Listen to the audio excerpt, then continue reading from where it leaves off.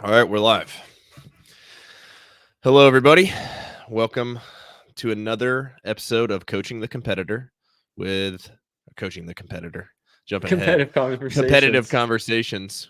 We'll be discussing coaching the competitor. Yes. Yeah. So today we're going to discuss some movement expression, how to express yourself through fitness, almost like through art. And yeah, little news today that happened. I don't know if you saw this. CrossFit announced they're raising the affiliate fees from $3,000 to $4,500 a year. Whoa, really? Interesting. I didn't know that. Yep. Tell me, I mean, I'm sure we can talk about that for a couple of minutes. I don't know how in-depthly you read into it. That's about it. I think it was from what I understand, it's like the first price raise in 11 years. Because I think it was about Wow. 11 years ago they moved up from like, I think maybe it was like 1,000 at the time. It was like some To 3. grandfathered rate. And then I know a couple of years ago they started allowing like you to pay monthly. Maybe that was like 5 years ago. It just seems like a few, but yeah, I could see quite a few people not wanting to continue on, but I guess we'll see. You also have to be a level 2 now. Within getting an affiliate, you have to you have a 1-year period to become a level 2 in order to continue having your affiliate. Wow. The gym that I started at back in California, the lady that owned it at the time, I believe she was like one of the first maybe 10 CrossFit gyms. And so her affiliate cost was like $300 a year, and she was grandfathered in. Another gentleman bought it from her a few years ago, so I don't know if I'm sure it's still grandfathered in. I'd hope, but I remember hearing about the 3K per year, and hers was so low.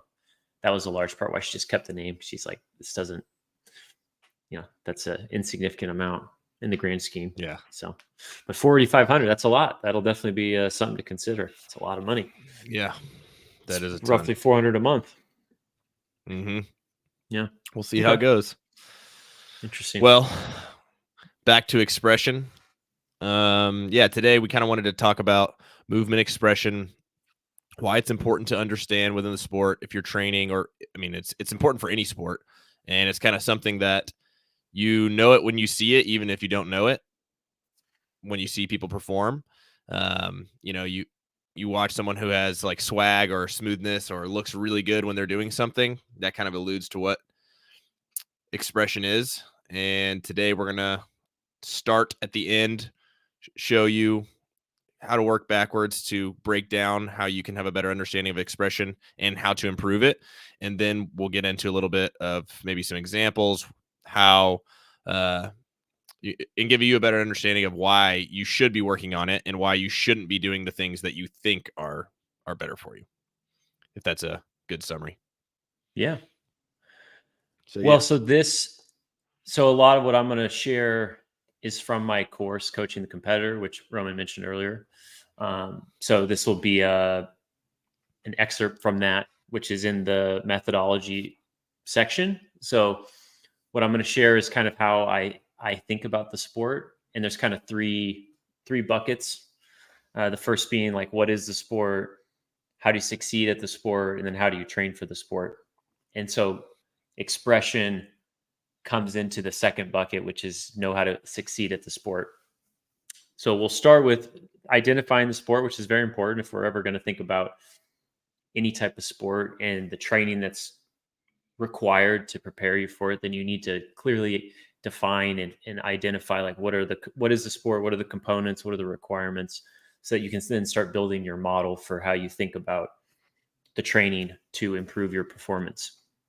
So first, we're going to define what movement expression is. And I think I got this definition from a research paper that was centered around movement expression and like movement efficiency or something along those lines. I don't have the exact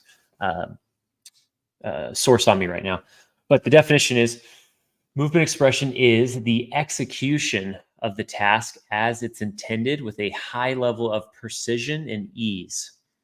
And so that's really important, the execution. So the actual completing of the work. And so in our context, since we're going to be talking more about from a CrossFit perspective, the expression is essentially the work that we're doing when we compete and we perform the movements that are asked of us. And so how well or not well do you express that work? And that's important because that's going to influence the cost on your body. And we'll get into why that is the case. So first bucket we talked about, or I outlined, was we got to know what the sport is. So what is the sport of CrossFit? The sport of CrossFit at its highest level. So that's important too. We're going to look at it from the pinnacle of the sport, because then we can distill from that what we need to be doing at the levels below it. We don't want to look at each level, because those probably listening, you know that each level of the sport is a little bit different. And so it'll get convoluted if we try to like look at one versus another. So we're going to look at the pinnacle, which is the games. So the sport of CrossFit at its highest level comprises 10 to 15 events performed over 4 to 5 days.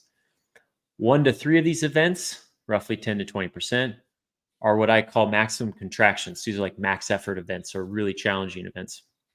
While 9 to 12 of the events, roughly 80 to 90%, are varied metabolic tasks. That's what I classify everything else as. So another way to conceptualize that is the maximum contractions bucket comprises of like a back squat maximum. Like 3 events are our back squat maximum.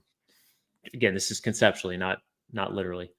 And then 9 to 12 events are like a 2,000 meter row for time at a really high effort. That's one way you can start to think about the different buckets and the different types of demands.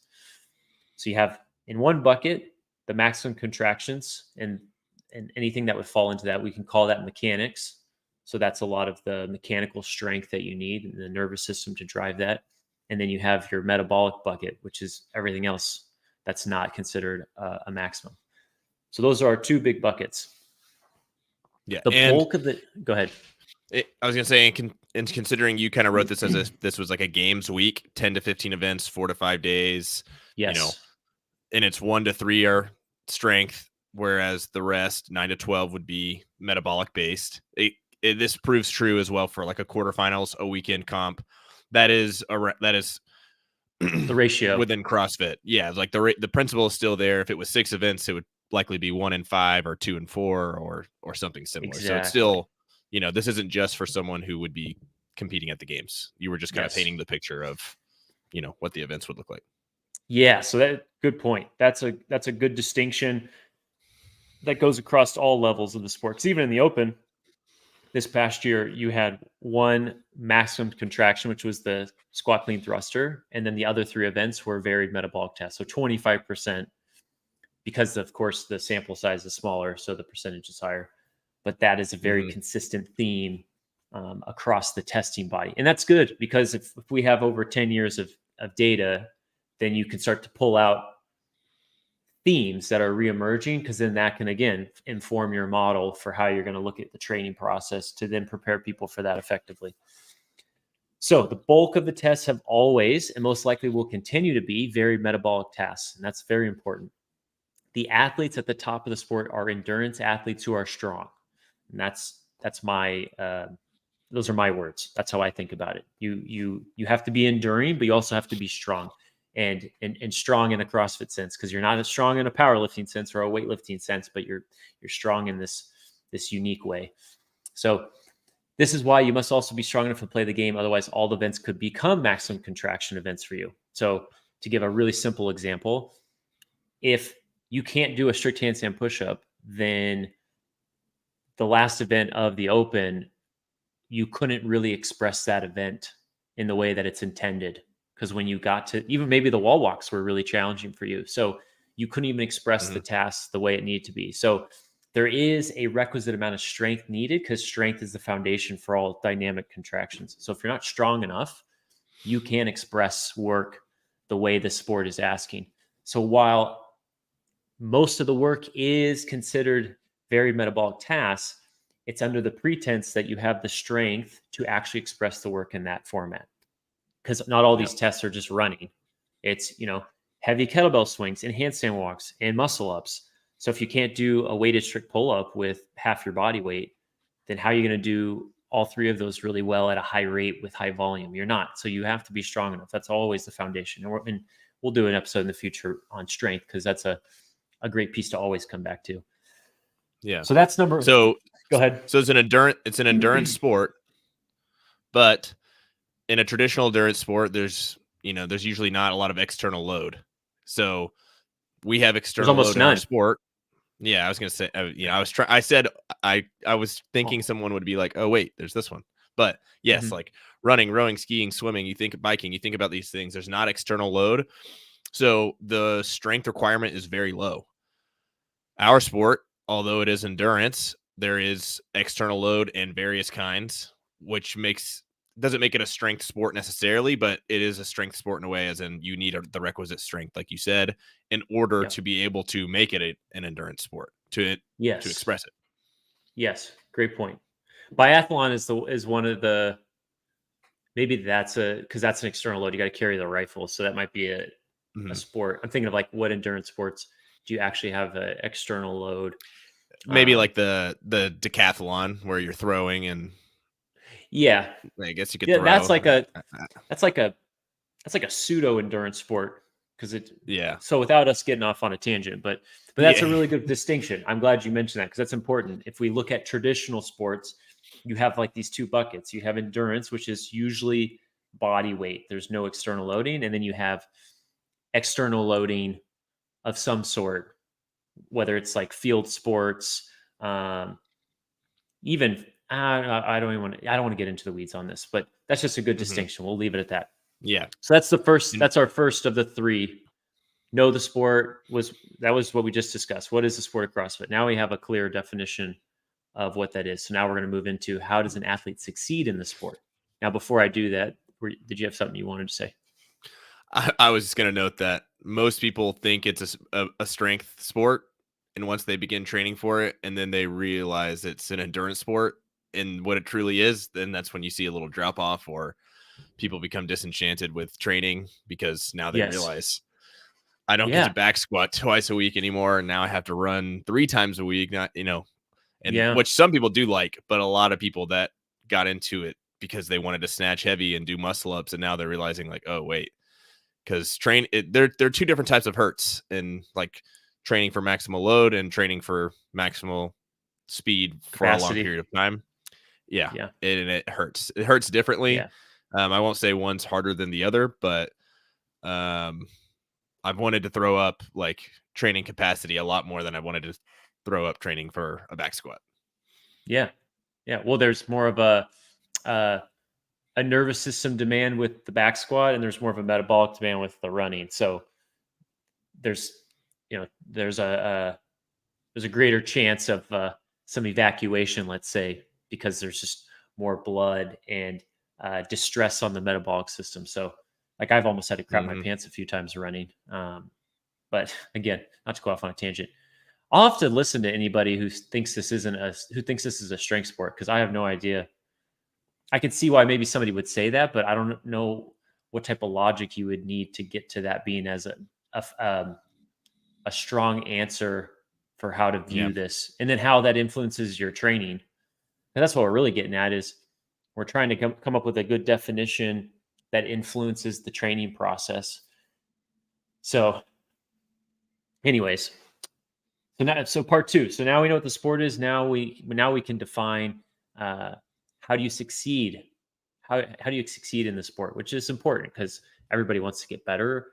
Uh, Now we need an idea, or not an idea, but we need an operating definition for what does success look like in the sport. So, success in the sport, and this is my words, quote, success in the sport of CrossFit is dependent on making the unsustainable appear sustainable through having robust hardware to support resilient software. Mm-hmm. So let's unpack that a little bit, because there's a lot in there. So first, I want to highlight, what do I mean by hardware and software, which I've posted about recently on Instagram in case somebody saw it. So when I say robust hardware, I'm referring to somebody's physiology. So your heart, your lungs, your capillaries, your muscles, your hormonal function, everything that makes up the, the function of your body, your physical body. It has to be very robust from a strength perspective, from a metabolic perspective, from a resilience perspective. There's a lot that your actual physical body needs to be successful in the sport. Your software refers to your psychology, your mind. So understanding yourself, perception of effort, pacing, belief, will, motivation, your ability to move in space. There's a lot of elements inside of the brain that are going to influence the sport. So those two components are very, very important. Now, when we talk about unsustainable appearing sustainable, this is a very interesting point because I think this is less understood. So, and I'm going to try to be tight on how I describe this without getting too wordy or too jumbling up my thoughts too much. So, in the literature and physiology research, sustainable refers to a sustained metabolic rate. So a work rate that you can hold for a very, very long time. A great example would be like a marathon runner. They're working at a very sustained metabolic rate. When you start working at faster rates, you of course start to introduce this element of unsustainability. So your work rate starts to go down because you're using fuel that you can't replenish quick enough. When you look at activities that are considered sustainable in the literature, it's usually some sort of endurance or cyclical activity because you can control the speed and the exertion per cadence per repetition. Whereas you look at like a kettlebell swing, you can't do kettlebell swings for an hour straight without breaking, but you can run for an hour straight without breaking. So that alone can make you start to think about, okay, kettlebells aren't technically sustainable because you have to break, versus running, you can keep making it sustainable. So if we know that, then we have to move towards a state in our fitness where, given the sport, we can make all of that work that's not necessarily sustainable look sustainable through great pacing, great muscle endurance, great volume accumulation, a great aerobic system to help with the recovery, and also all of the cognitive pieces you need, like understanding your pace, understanding how to approach a workout, understanding how to fraction effectively. So most things inside of the sport, from a literature perspective, would be deemed unsustainable because the metabolic rate is not sustainable. You can't do wall balls for more than 6 minutes straight. Even 5 minutes, even 4 minutes is a tall task, but you can't do it for 20 minutes. So knowing that is very important because then that needs to influence how you think about pacing, how you think about the way in which you perform work, the way in which you approach the tests that you have to face. So the sport is not sustainable, which is also why a lot of people get in and get out, because it can be very demanding if you don't approach it correctly from a long-term perspective. But knowing this is good because it influences now the training. What do we need to be developing to put yourself in a position so you can make it pure sustainable? Because the best in the sport, when you watch them do the work, they make it appear more sustainable than anyone else, which decreases the costs of the work. As a result, they recover faster so they can do more of it without this excessive fatigue burden building up that happens to most of us who dabble in it, who aren't at that level or haven't built the volume yet. Yeah. So let's do an example of that would be one of the open workouts I was repeated. I think it was at the games. The first and one. The open. Oh, well, I was just gonna say the first one was repeated. Well, the thrusters and double unders. It was like 9 thrusters, 35 double unders for 10 rounds. Yes, that was 2017. That was my last open. Yeah.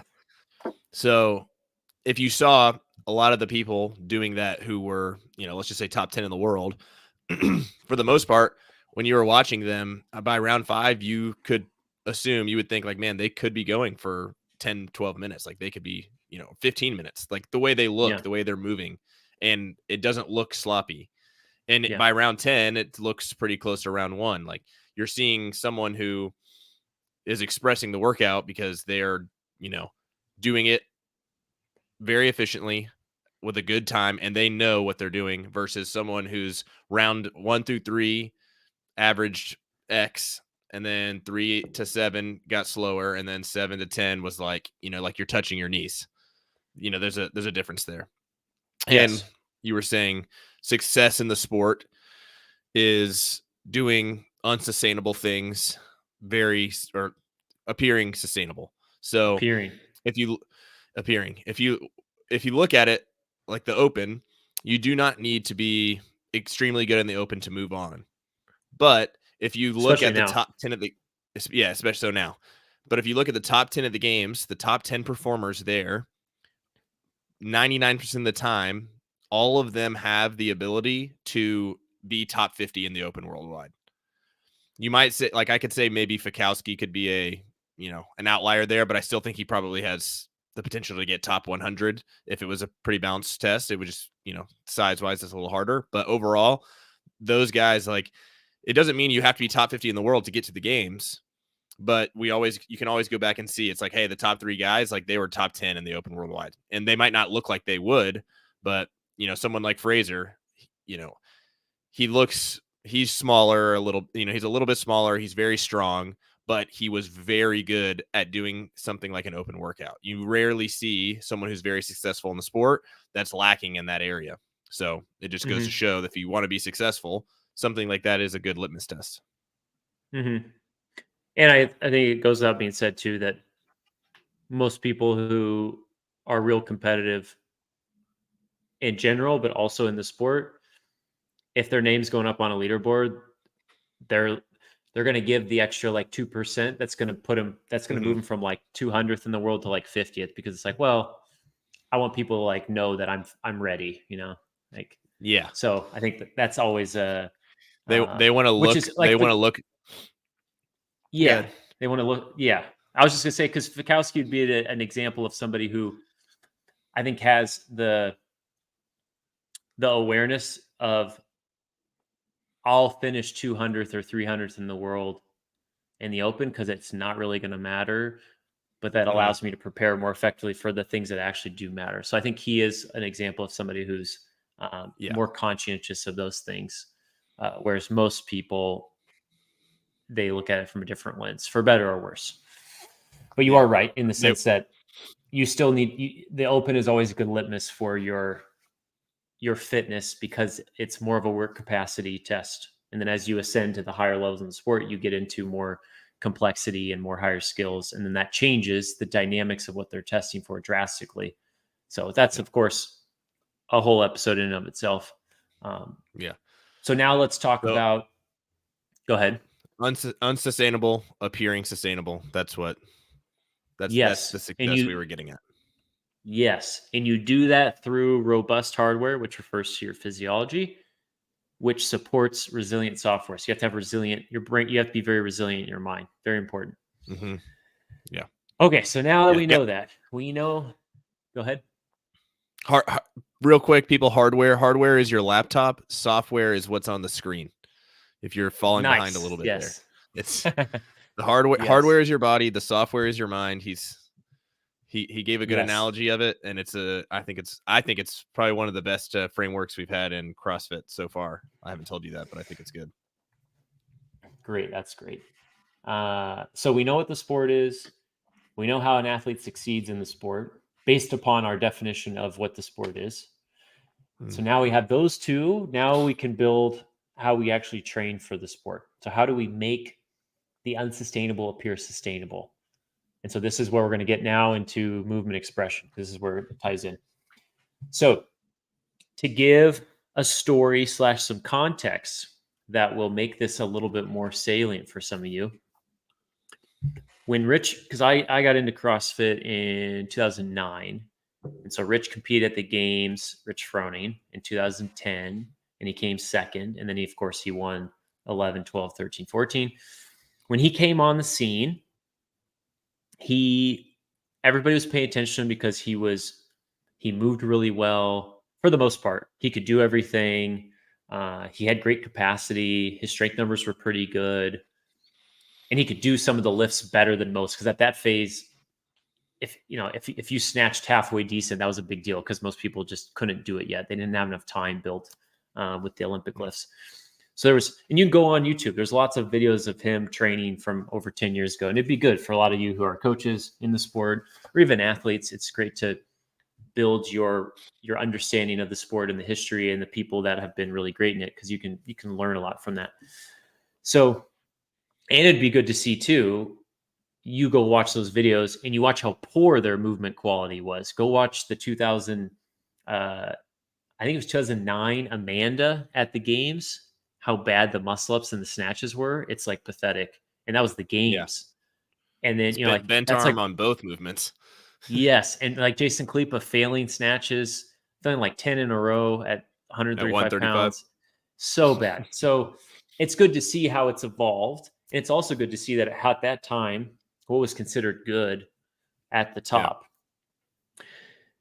Mainly also as an addendum to that, the tests and the training at the time kind of biased more intensity, more speed, and it's gotten a lot more intricate over the years in how they test and how they challenge people. Whereas if you look at the Open in 2011, you look at some of the sanctional events, there was a bias towards more sheer capacity, which was the big theme initially on in CrossFit. It was there was a lot less complexity, and it was just like work capacity. And then it slowly morphed into this a lot more robust approach to fitness and testing of fitness. So it made sense that you saw people leaning more towards like flirting with pretty poor form to try to maximize their output. But we won't go down to that rabbit hole. The point being, you watch Rich, you watch his how he evolved over the years. He got more and more efficient. Like there was a clear delineation between him and a lot of the field with his movement quality, like the way he cycled a barbell, the way he did muscle ups, the way he did snatching, the way he did his cleans, the way he did double unders, the way he rode. Everything was getting a little better every year, a little better every year. And Jason Kalipa would be a great comparison because Jason was always known as like this workhorse who worked really hard, kept his head down, and just like knew how to work really hard. And he was a really good person. I was fortunate enough to get to meet him and train with him a little bit. He was just like, he would just work as hard as anybody. But that, he'd throw caution to the wind a little bit. So that aspect of efficiency and refinement, it took a while until he started to realize like, okay, this is something I need to be a little bit more conscientious of. And towards the tail end of his career, he definitely made improvements, and it allowed him to get back on the podium. And he of course, he had a really great career. But those two are always a couple to look at as a comparison, because Rich continued to get more and more efficient. And Jason, like I mentioned, it lagged a little bit, but Jason had such an engine that he could keep up and stay close to Rich or Dan Bailey at the time, or Graham Holmberg, or even Matt Frazier, as Matt was kind of coming on scene, or Ben Smith. So Rich got a lot out of his system through efficiency, whereas Jason just had a big system, but he didn't get a lot out of it because he was limited through his inefficiencies. And so that gives us the idea of what we call economy. So economy refers to how much do you get out of your engine, like miles per gallon. And a very simple alternative approach to that is in marathon running, everybody in the top, say like the top 20 marathoners in the world, all their VO2 maxes, which refers to, let's say, your engine, they're all roughly around the same. They're over 80 millimoles per minute per kilogram of body weight. I think I got the metrics right there. Milliliters per kilogram per minute, which over 80 is elite. Now, what separates them is not who has like 90, but who gets as close as possible to their ceiling and can hold it the longest. And so Kipchoge, even though his marathon record was recently beaten by a guy, he's been researched and watched, and his economy is far greater than anyone else. So he gets more out of his engine than anyone else.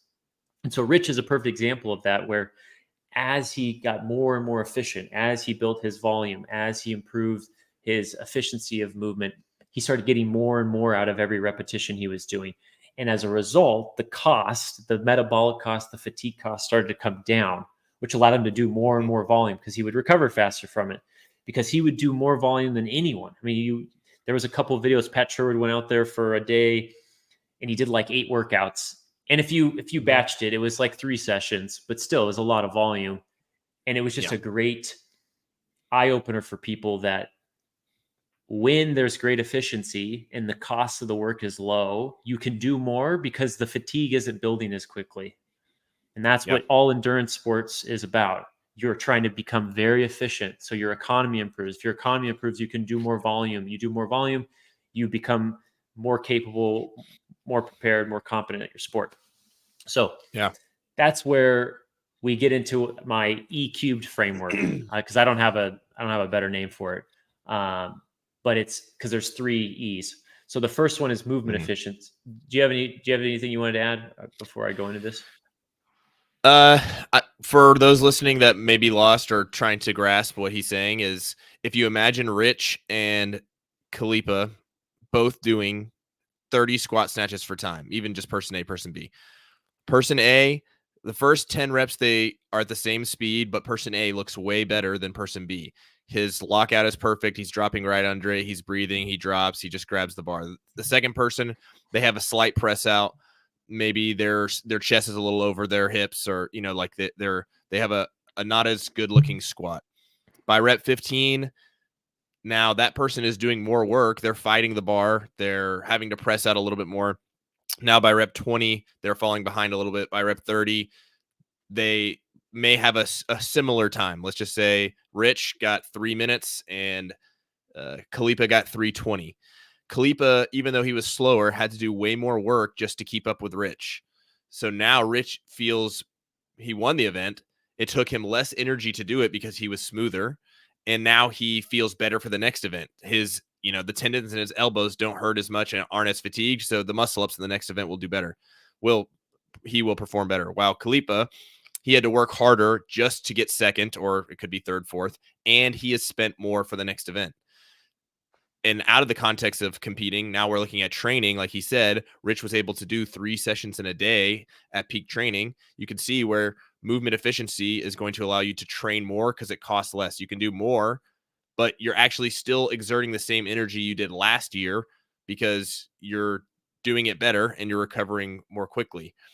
And now, and that can just bring a host of benefits as you're performing. You can maybe maintain lower levels of, you get injured, you can still maintain and work out really well and do you could say a lot of volume because you have that movement efficiency where, it's not taxing you the same way as someone else who, hey, I hurt my knee, I can't squat at all. And, it just adds up to now where you're training a lot because of movement efficiency, not necessarily because you're just training a lot.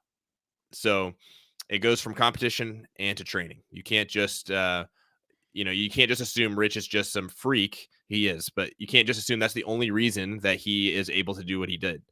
There's, and then just looking at movement is a really good example of, which most people already know, hey, he moves really well. That's why he's really good. But then you should strive for that yourself. Or as a coach, I could improve someone's movement to then progress to them doing more volume at the same rate of energy. Yes. And a great add-on to that is Rich always crushed on Sunday because he had more energy available to use than other people. So that's like, I talk to a lot of my clients who compete in multi-day events, and I talk about how the goal, if you're watching on YouTube, you'll see my hands. Ideally everybody starts the competition with the same amount of gas in the tank, which isn't true, because if you did too much training leading up, or you were sick, or you didn't prep right, your available energy could be lower. But let's, for argument's sake, say everybody starts at 100%. The gas tank is on full. By the last day, depending upon how prepared, how capable, how efficient you are, how well you recover from intensity, everybody's available energy in the tank is going to vary quite a bit. And Rich's was like at 80, where everyone else was at like 62. So all things being equal, he's going to probably beat everyone because he has more resources available. An easy example would be like, say you and your workout partner or training partner have the same fitness level. You stay up all night. They get 9 hours of sleep. The next day you guys come in, you do an open workout. They're probably going to crush you, even though you both have the same fitness level, just because you have less energy available because you didn't recover, because you didn't sleep. So that's why efficiency is so important, because the efficiency, which is the requirement for building volume, put him in a position so by Sunday he had more resources that he could leverage when he competed. There's more that goes into this, but we're pulling out like the big ideas that go into how do you perform and how do you succeed at the sport, and as a result, how do you train for the sport. So let me get into this EQ framework. So the first step in this framework is movement efficiency. Movement efficiency is the execution of the movement with minimal effort to perform the movement. So we want maximal movement efficiency, so the amount of effort required is very low. For example, if somebody can do 30 muscle ups unbroken, doing one muscle up is not a big deal. If you have one muscle up unbroken, doing one is your maximum. So you can't do a lot of them, which means you can't really train them that much. Whereas if you can do 30 unbroken, you can train them probably every second day and you'll be fine. So the goal is the execution of the movement needs to be with minimal effort so we can actually train it and develop it. Step 2 is movement economy. So this is the actual cost, the cost of the execution of the movement. We need that to be very low so it doesn't burden the body too much to repeatedly perform the movement. So back to the muscle up example.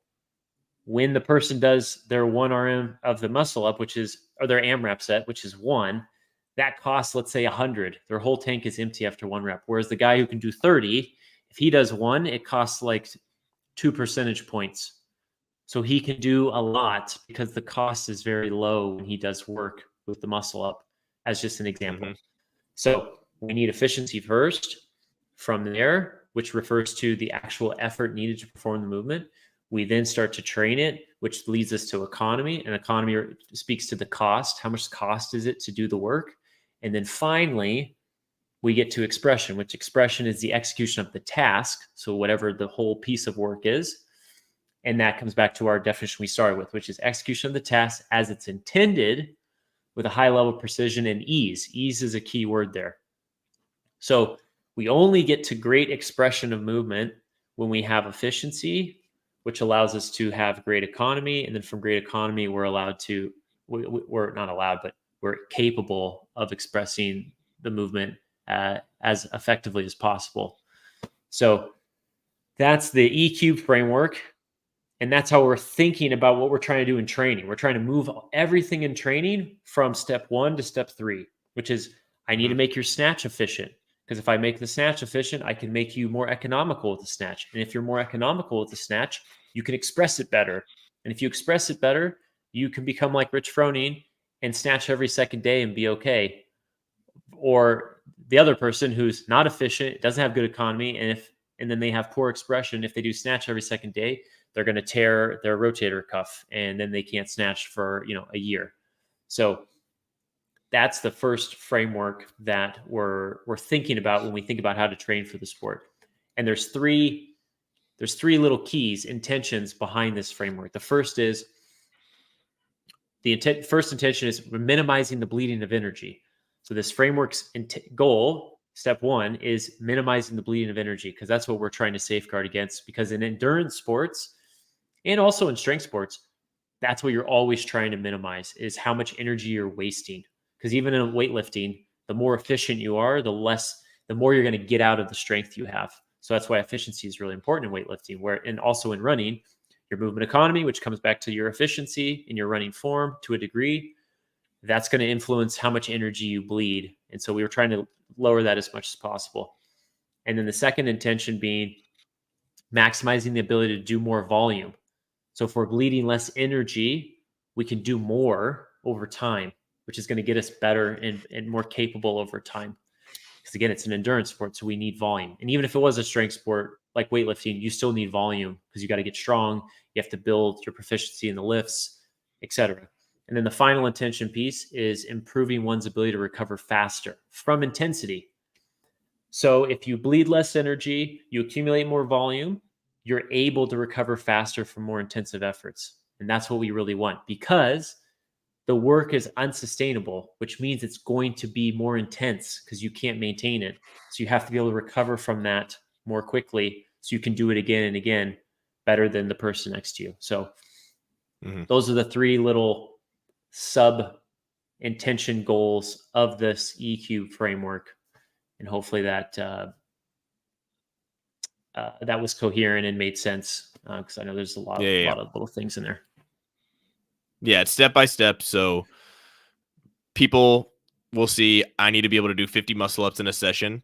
I'm just going to add one a day, or I'm going to add, I'm being redundant, but I'm going to add 3 a week until I get to 50, and that I'll be fine there. Instead of thinking, there has to be another approach of, if I want to maximize my ability to do more, like you said, if I want to increase my volume, the first step is to stop the bleeding of energy, which is to perform the movement better. Whereas they Yes. think their movement, if you think right now, I can do a muscle up, I can do 10 unbroken muscle ups, I've mastered that skill. That's the incorrect mindset, because you could still do 10 muscle ups and not look good. We see people at the games often that don't look good doing a lot of movements. I don't want to pick on Jacob, but Jacob Hepner, he looked sloppy in a lot of things he did, and he could have had one of the best, had the best capacity at the games any given year. It could have been possible. So, but his elbows would touch in the front rack. And so he would do 100 thrusters and he could do them, but it would be a lot harder than it would be for someone else. So you need to look at that as, how do I stop the bleeding? Meaning, how do I improve my movement quality? How do I make the muscle up better? Then how do I add volume so that my 10 maximum unbroken is now 15, but they probably felt the same, as in, it was your 15th, your maximal rep, because you couldn't press out anymore, not because you started getting sloppy and you were hooking one arm over and chicken winging, Mm-hmm. So then you improve your volume. And then now, if you can do 50 in a session, doing 30 in the workout, that's the test at the open, you can actually do an express. And then it's like, hey, well, now it's time for next year, or you just rinse and repeat, because you could probably still improve the muscle up. You can probably still improve more volume, or there's other areas of the sport as well that you need to improve at. So you can start improving in other areas, doing the same thing while you're still maintaining your new acquired skill and smooth muscle up. Yeah. And then the other framework model that complements this EQ framework is the skill progression model, but we're not going to get into that here because that's lengthy. But those are like my two pillars that drive a lot of my decision making and how I think about the sport and how I think about training, and also how I think about training for people that aren't competitors. This is also how I think about it for training with like normal people, because your goal with physical training is to make work easier over time so you can do more of it, recover faster from it. So this idea of teaching people how to be efficient with movement, to improve the economy, to improve the expression, it applies to not just people in CrossFit, it applies to anyone who does fitness and does exercise. And then skill progression as well, because if you are doing like pull-ups, for example, or if somebody wants to practice handstand walking, or somebody wants to do rope climbs, you need a framework and an idea for how am I going to progress that to move them to higher levels in the expression of that, given what their goals are and what they want to do. So I like that these ideas aren't just unique to the CrossFitter in the sport, but they also apply to anyone with fitness. And so this has been helpful for me in how I coach and how I design, and also how I share my knowledge with my clients. Because as a coach, you ought to be teaching your clients about this so they have a better understanding of what are we actually trying to do at the end of the day in training, what adaptations are we trying to make, so that you can bring that attention to your own training. And then like, oh yeah, I do need to get my muscle ups, they need to be more efficient. It's not about going from 10 to 15. I just need to make sets of 5 really crisp right now. I need to make them feel easier every month. And by doing so, I know I'm going to be moving myself closer to my goal of where I need to be. So that's a large part of it as well. So how do you, I guess real quick for people, how can someone improve their smoothness? Smoothness, same thing for me, but how can they improve their movement expression? What could they look at? And immediately I was thinking of you named 3 positions that every champ's going to need to have. Do you remember that? Yeah, that was the front rack barbell with a full grip in the front rack. I think that was the bottom of a overhead squat. Overhead, yeah. And then was it just those 2? Was there a third? I thought there was 3. There was a third. That was like a single arm dumbbell overhead handstand squat. or handstand No. position. It was a stacked handstand position. Great. Stacked Yeah. handstand position. So yeah, I'd say that the starting point would be you have to familiarize yourself with the positions you need to be in. So yes, I'm glad you brought that up because that would be a good starting point. You need to be able to squat to the bottom in a front squat with a full grip on the bar and be as upright as possible so you can breathe. With an empty And bar. Let's say that. with an empty bar, yeah, that would be great. If it has to have a little bit of load, that's okay, but preferably an empty bar. Yeah. And Just then, depending on mass. yep. And then also the bottom of an overhead squat, as upright, as stacked as possible. And then also a handstand position being as stacked as possible. So those would be like pillar movements that if you have those positions, you're way ahead of the curve with a Mm-hmm. lot of the things inside of the sport. So that would be familiarizing yourself with what you need. Step two, you would then, of course, look at yourself. Where am I in those positions, relation to the ideal? What is limiting me? Is there a possibility to get closer to the ideal or not? And then starting to work on things to improve that. So Mm-hmm. finding out what you need, where are you in relation, and then starting to figure out whether it's with a coach or on your own, what things do Yeah. I need to be doing, whether it's daily or weekly, to try to move me closer to that. Because let's say I've seen this tons of times with clients of mine. They come in, their handstand push-ups suck. They're like, I've done all these things, they're just not very good. And then you look at their position, and they can't fully flex their arm overhead. Yeah. So they can't even get in the right position, which means they can't load the tissue very well. So what do? You just try to improve range of motion, their actual position they can get into. A few months go by, you improve that. Maybe it's more than a few, maybe it's like 6 months. Now they can actually get in the right position. They can load the tissue more effectively. They can actually express the movement more without necessarily doing 1,000 handstand push-ups. So Yeah. that's a perfect example of if we can get into better positions, you will then be able to access more capacity and more capability inside of a movement, which then you can, of course, move into more sport specific settings because then you have to upgrade Yeah. those into what the sport asks of those movements. And this is why assessing is so important, Mm-hmm.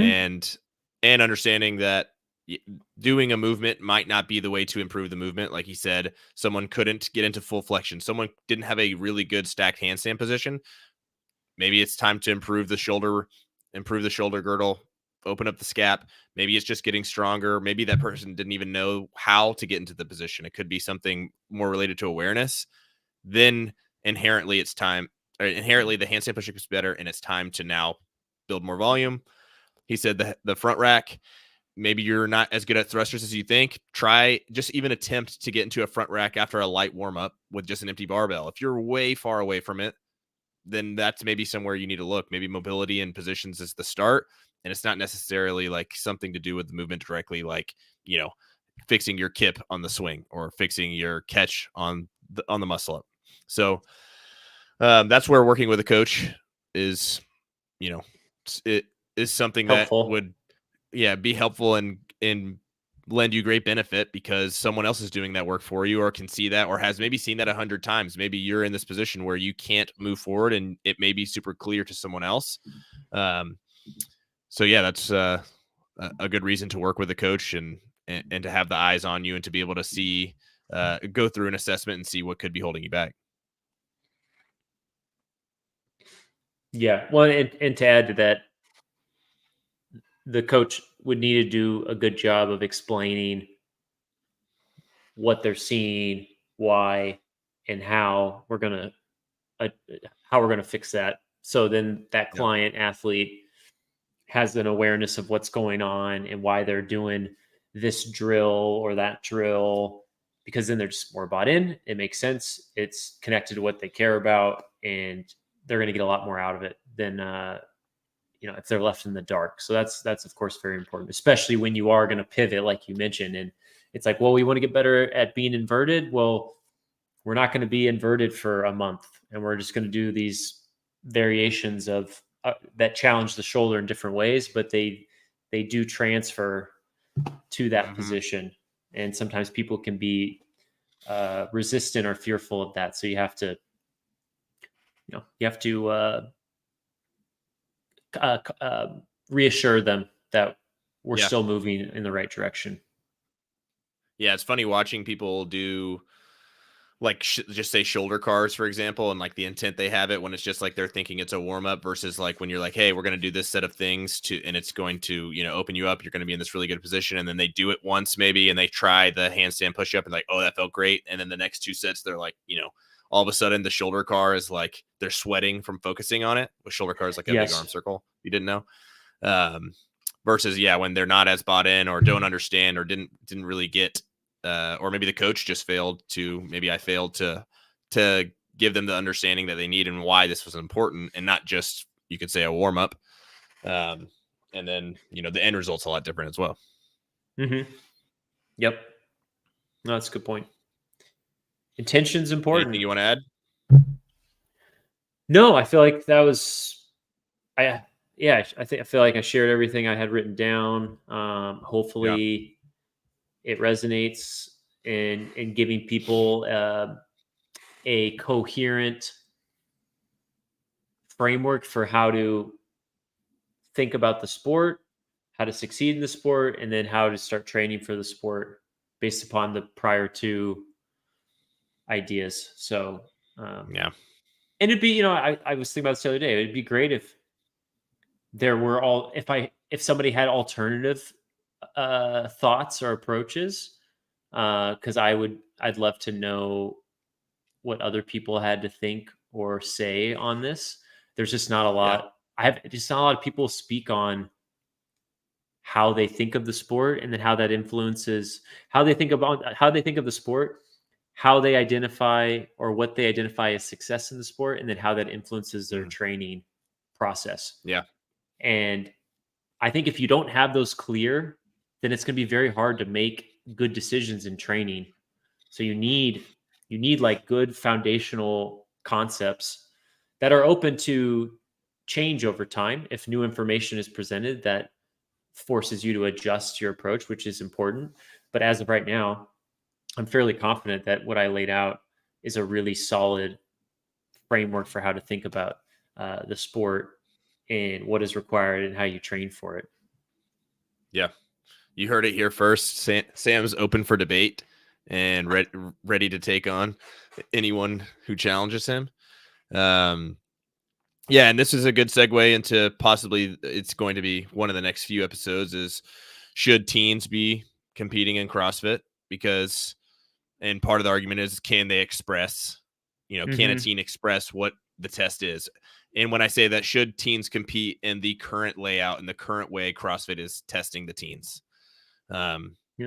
Because expression is important, especially for burnout, which we've seen. So that'll be a good topic.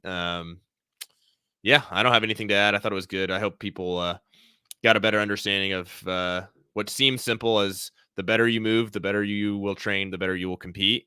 But now they have a better understanding of why that's so important, how it's a little more complex than just saying it. And hopefully people can take this and, make a change in their training if they haven't already, or if they're training on their own, or is a little more bought in and understands, well, I need maybe someone that can help me navigate this, and maybe reach out to us. Yeah, no, well said. I think that's good.